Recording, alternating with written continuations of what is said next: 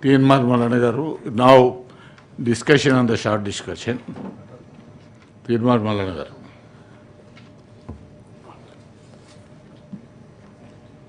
మహాత్మా గాంధీ జాతీయ గ్రామీణ ఉపాధి హామీ పథకం పైన స్వల్పకాలిక చర్చ జరుగుతూ ఉంది. అంటే ఇది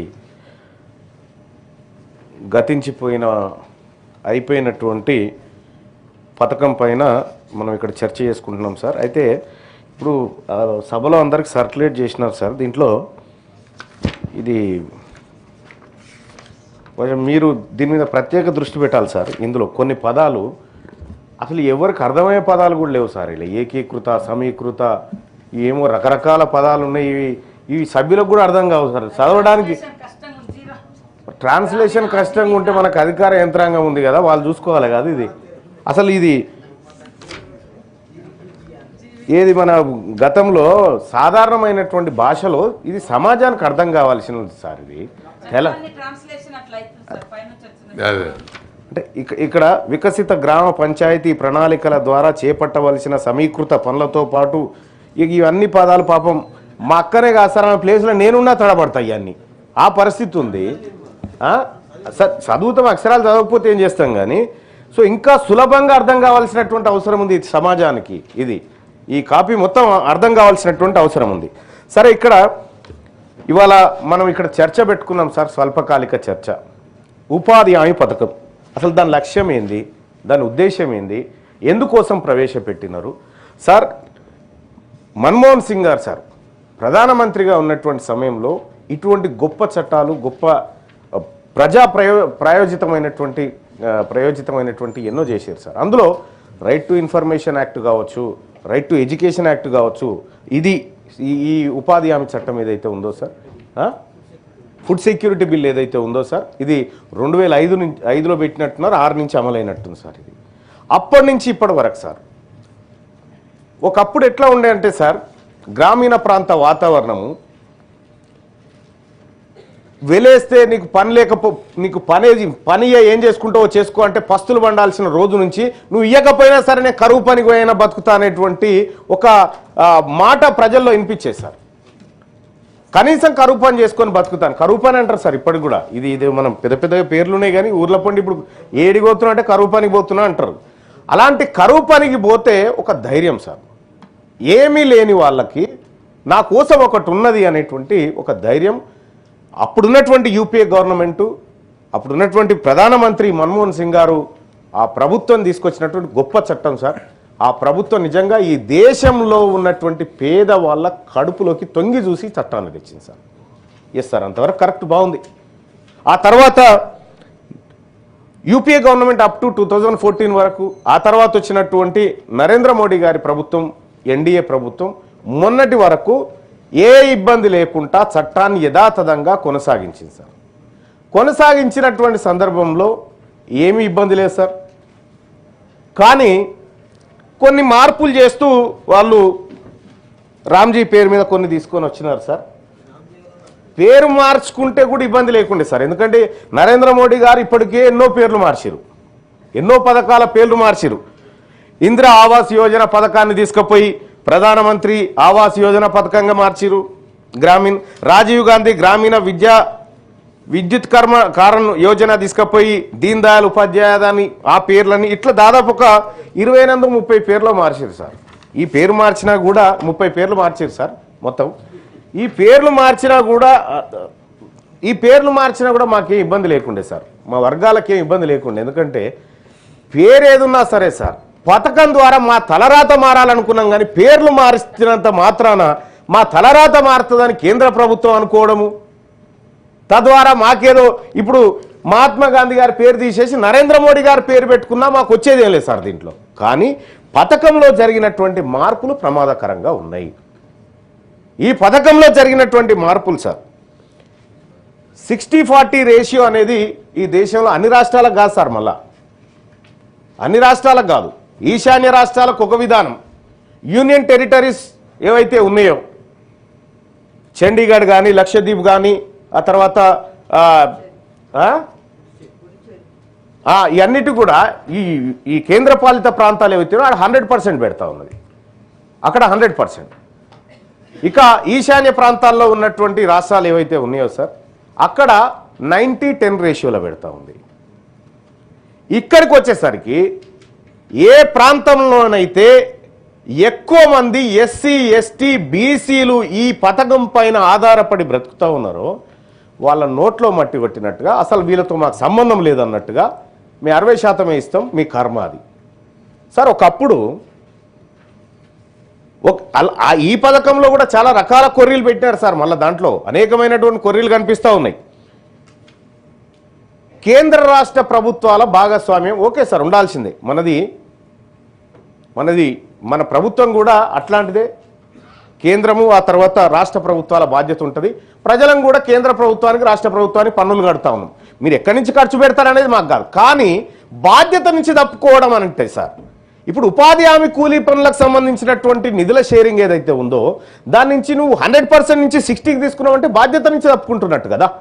కేంద్ర ప్రభుత్వం తన బాధ్యతను విస్మరిస్తూ ఉంది. ఈ దేశంలో ఉన్నటువంటి పేదల పట్ల ఎస్సీ ఎస్టీ బీసీ మైనారిటీ ఎవరైతే ఉన్నారో వాళ్ళు ఈ కరువు పని బేటోల నెత్తి మీద ఇప్పుడు పిడుగుపడ్డట్టు అయిపోయింది సార్. వాస్తవానికి రాష్ట్రాల ఆర్థిక పరిస్థితే బాలేదు సార్. రాష్ట్రాల ఆర్థిక పరిస్థితి బాలేదు. ఇప్పుడు రాష్ట్రాలు మండికేయా మేము ఏమని కేంద్రం చెప్పడంతో అసలు ఈ కరువు పని ఉంటుందా ఉండదా ఇత్తడితో అయిపోయిందా సార్. దాని గురించి మాట్లాడే కంటే ముందు సార్ ఇక్కడ ఈ పథకంలో చాలా బాధాకరమైనటువంటి అంశం ఏంటంటే సార్ 2006 నుంచి 2014 వరకు అంటే యూపీఏ గవర్నమెంట్ హయాంలో అప్పుడున్నటువంటి ఇక్కడ కాంగ్రెస్ పార్టీ ప్రభుత్వం ఉండే ఆ హయాంలో పెట్టినటువంటి ఖర్చులు మనం చేసినటువంటి అభివృద్ధి కార్యక్రమాలు ఇవన్నీ చూస్తూ ఉన్నాం సార్. 2006 నుంచి 14 వరకు, ఆ తర్వాత 2014 నుంచి 26 వరకు సార్. అంటే మనం ఖర్చు పెడుతుంది ఒకే విధానంలో కనిపిస్తూ ఉంది. ఖర్చు పెడుతుంది ఒకే విధానంలో ఖర్చు పెడతా ఉన్నాం అంటే కరువు పని లేకపోతే ఈ రాష్ట్రంలో ఈ దేశంలో ఎస్సీ ఎస్టీ బీసీలు బ్రతికే ఛాన్సే లేదని నివేదిక చెప్తా ఉంది. కరువు పని లేకపోతే బతికే ఛాన్సే లేదు, వేరే మార్గమే లేదు. మేము అదే 2006లో ఉన్న పేదరికంలోనే ఉన్నారు ఈ ప్రజలు అనేది ఈ నివేదిక చెప్తున్నటువంటి మాట సార్. మరి ఇంతమంది 90% మంది ప్రజలు ఆధారపడి బ్రతుకుతున్నటువంటి ఈ స్కీమ్లో మార్పులు తీసుకొచ్చేటువంటి సమయంలో సార్ ఈశాన్య రాష్ట్రాలకు ఒక విధానం, అక్కడ బతుకుతుంది పేదవాడే సార్, ఇక్కడ బతుకుతుంది పేదవాడే. నీకు దాద్రా నగర్ హవేల్లో బతుకుతుంది ఆయనే, అండమాన్లో బతుకుతుంది కూడా అట్లాంటి పేదవాడే. ప్రాంతాన్ని బట్టి పేదరికం మారుతుందా సార్? ఎక్కడైనా ఎవరికైనా కడుపు ఒక్క తిరిగినే ఉంటుంది, ఆకలి ఒక్క తిరిగినే అవుతుంది సార్.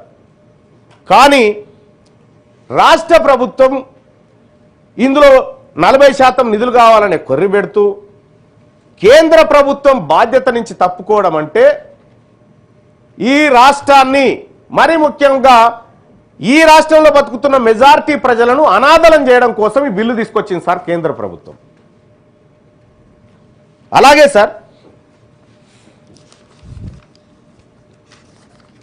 ఇదే వ్యవహారాల్లో సార్ రాష్ట్ర ప్రభుత్వం కూడా ఒక మాట చెప్పింది సార్. మేడం మంత్రి గారు చెప్పారు 125 రోజుల పని దినాలు. ఇప్పుడు భారతీయ జనతా పార్టీని అడిగితే మేము 125 రోజుల పని దినాల్ని మీకు ఇస్తా ఉన్నాం, గతంలో 100 రోజుల పని దినాలు ఉండే అని చెప్తా ఉన్నాడు సార్. 125 రోజులు రావడం సంతోషమే సార్, మాకు ఇబ్బంది ఏం లేదు. 125 రోజులు పని దినాలు రావాల్సిందే, ఇంకో 50 వచ్చినా కూడా మాకేం అభ్యంతరం లేదు. కానీ నువ్వు 100కు 100 రోజులు పని దినాల డబ్బులు కట్టించేటువంటి ప్రభుత్వం కేంద్ర ప్రభుత్వం ఇవాళ రాష్ట్రాల మీదకి ఆ భారాన్ని నెట్టి 125 రోజులలో 75 రోజులు మేము కడతాం, 50 రోజులు రాష్ట్ర ప్రభుత్వం కట్టరు. ఇది చెప్తున్నటువంటి మాట సార్. 100కు 100 అప్పుడు వాళ్ళే ఇచ్చేసారు. ఇది కొద్దిగా క్లియర్గా సమాజానికి అర్థమయ్యే భాషలో చెప్పాలంటే సార్, ఒక మహిళ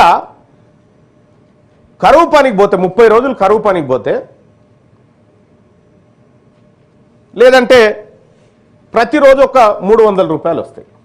300 రూపాయలు పెట్టుకో, 125 రోజుల పని చూపించినాం అనుకో దాదాపు ఒక 37,500 రూపాయల దాకా ఖర్చు అవుతుంది అనుకుంటా.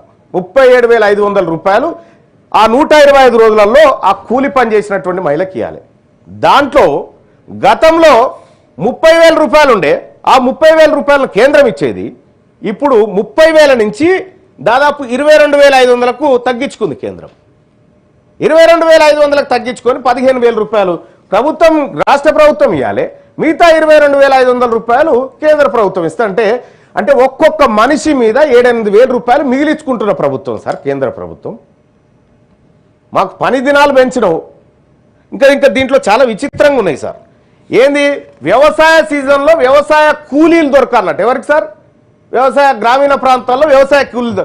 సార్ తమరు కూడా వ్యవసాయదారులు సార్, మీ బాయికాడ్ ఏంటన్నా ఇప్పుడు కలుపు తీసేటోళ్ళు కానీ, నాటేసేటోళ్ళు కానీ, లేకపోతే వరికోత కోసేటోళ్ళు కానీ ఉన్నారు సార్. మొత్తం యంత్రంతోటే కదా పని అంతా యంత్రాలతోనే జరుగుతూ ఉంది. ఇప్పుడు నాటేసే యంత్రాలు వచ్చినాయి, కోత కోసే మిషన్లు వచ్చినాయి, ఆన్నే ఏది బాయికాడికే వచ్చి చేస్తూ ఉన్నాయి, కలుపు జల్లేటి అవే ఉన్నాయి.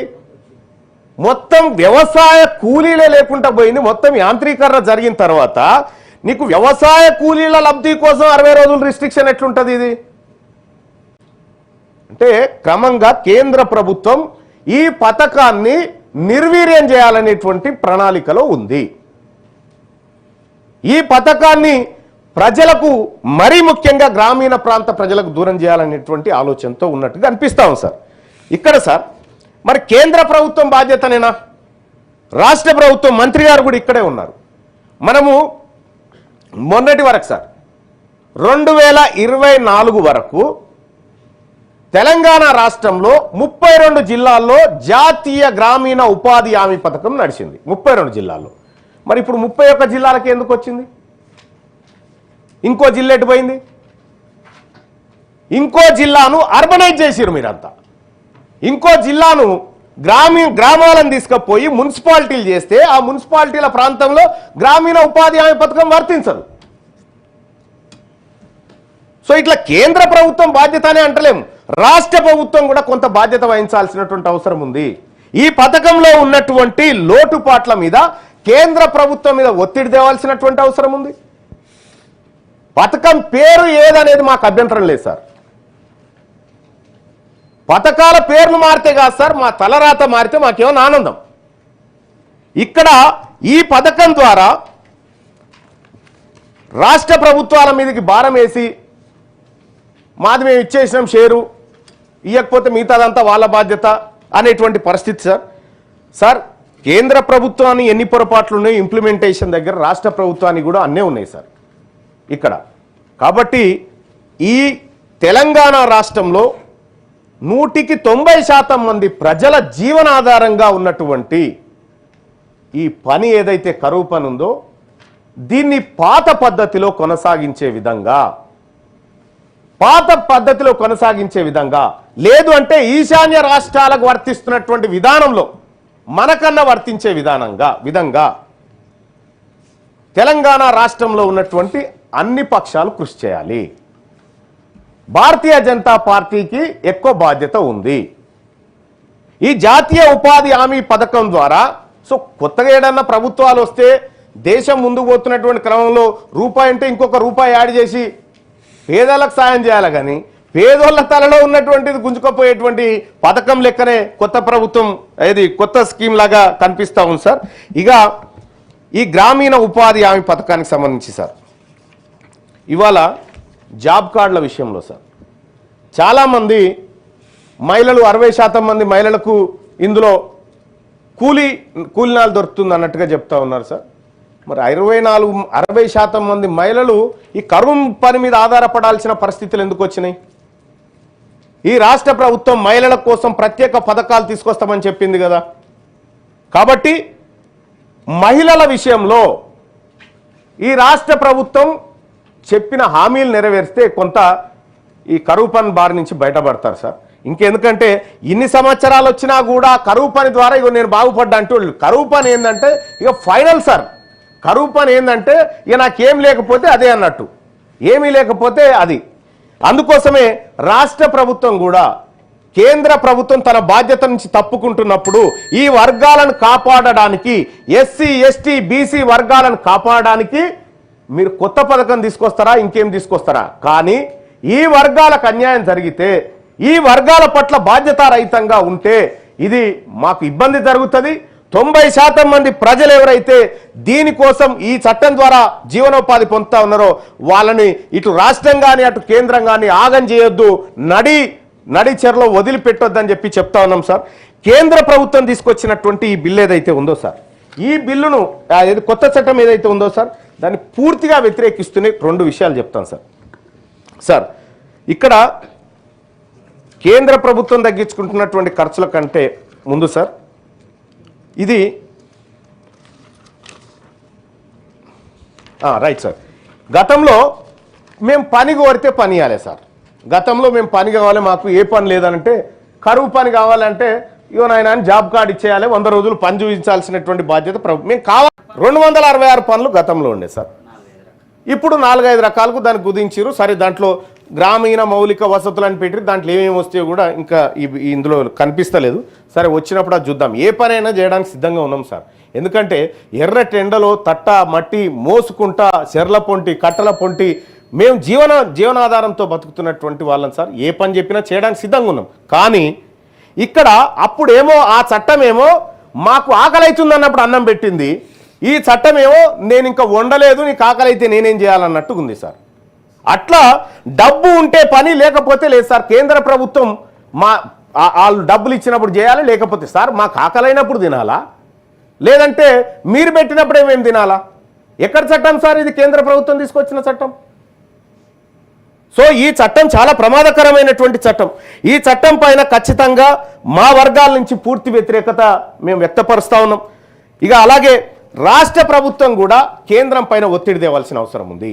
ఈ విషయంలో రాష్ట్ర ప్రభుత్వం ఒక స్పష్టమైనటువంటి విధానాన్ని ప్రకటించాలి. కేంద్రం మీద బాధ్యత ఉంది అని మనం తప్పించుకోవడానికి వీల్లేదు, ఒత్తిడి తీసుకురావాలి. రాష్ట్ర వాటాకు ప్రత్యేక బడ్జెట్ కేటాయించాలి. ఎందుకంటే వాళ్ళు చేస్తారన్న నమ్మకం కూడా లేదు, ఏనాడో మోసకారులే వాళ్ళని నమ్మే పరిస్థితులు లేము. అందుకోసమే ఇది చెప్పుకుంటా ఉంటే మాది డబుల్ ఇంజన్ అనుకుంటున్నామని డబుల్ ఇంజన్ కాదు సార్, ఇది వట్టిదే ఇంజన్ సర్కార్. కేంద్ర ప్రభుత్వం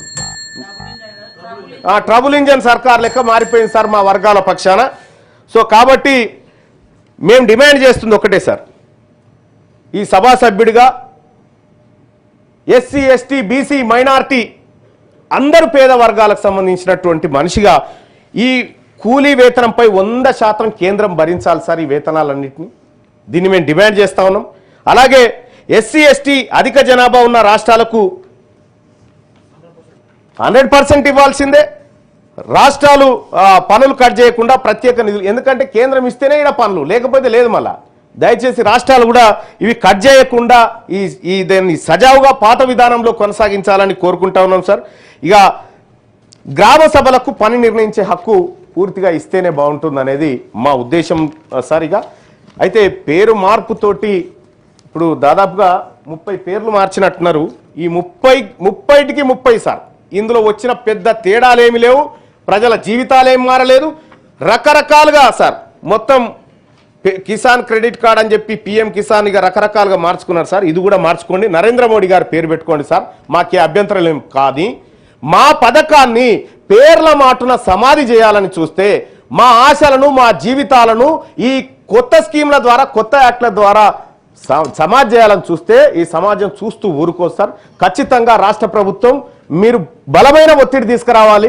అవసరమైతే అఖిల పక్షాన్ని ఢిల్లీకి తీసుకుపోయినా సరే ఈ పార్లమెంట్లో జరుగుతున్నటువంటి ఇప్పుడు సెషన్ జరుగుతూ ఉంది, అక్కడ ఈ అంశం పైన తెలంగాణ రాష్ట్ర శాసన మండలి చెప్పినటువంటి మాటలు ఈ తీర్మానాన్ని అక్కడ చెప్పాలి. ఈ మేము వ్యతిరేకిస్తున్నాం అనేటువంటి మాటను అక్కడ మీరు బలంగా వాదించమని. ఓకే, సెషన్ కూడా క్లోజ్ అయిందా? బిల్లు కూడా పాస్ అయిపోయిందా? అయిపోయా. కాబట్టి సార్ ఒకప్పుడు వ్యవసాయ చట్టాలను 3 చట్టాలను తీసుకొస్తే కూడా మళ్ళీ వాపస్ తీసుకున్న చరిత్ర ఉంది సార్. ఈ దేశంలో వ్యవసాయ చట్టాలను తీసుకొస్తే రోడ్డు మీదకి ప్రజలు ఎక్కితే చట్టాలను వాపస్ తీసుకున్నారు సార్. ఈ దేశంలో ఉన్నటువంటి 150 కోట్ల మంది ప్రజలలో దాదాపుగా 130 కోట్ల మంది ప్రజల స్కీమ్ సార్ ఇది. ఖచ్చితంగా ఆ ప్రజలందరూ దీన్ని వ్యతిరేకిస్తారు. ఇది వాపస్ తీసుకోవాల్సిందే అని చెప్పి డిమాండ్ చేస్తా ఉన్నాం sir. Thank you. Okay, AVN Reddy గారు.